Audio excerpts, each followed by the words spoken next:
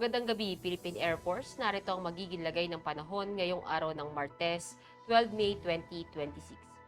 Sa kasalukuyan, ng ating pong binabantayang low pressure na si Permerly Caloy, kaninang alas 3 ng hapon ay huling namataan sa layong 490 km east ng Katarman, Northern Samar.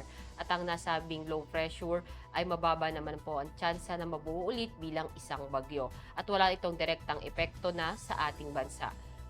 At meron pa rin po tayong binabantayang isang low pressure na nasa labas ng ating Philippine Area of Responsibility na kaninang alas 2 ng hapon ay huling namataan sa layong 1,415 km east ng northeastern Mindanao. At ang nasabi ring low pressure ay wala naman direktang epekto sa ating bansa at mababa ang tsansa na maging ganap na isang bagyo sa loob ng 24 oras.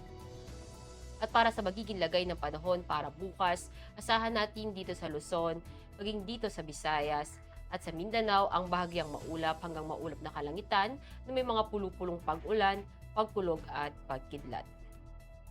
At para sa magiging lagay ng panahon sa mga susunod na araw, dito sa Metro Manila, asahan natin sa Huwebes hanggang Sabado ang bahagyang maulap hanggang maulap na kalangitan na may mga pulupulong pag-ulan, pagkulog at pagkidlat. Maging dito sa may Cavite, sa Lipa, sa may Angeles, sa Puerto Princesa, sa Kalayaan Island, sa may Mactan, Zamboanga at Davao. At para naman sa heat index forecast natin para bukas dito sa Metro Manila, asahan natin yung 41 degrees Celsius.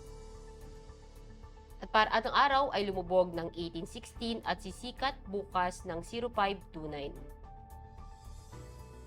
Para sa ating moon illumination, meron tayong 24% decreasing.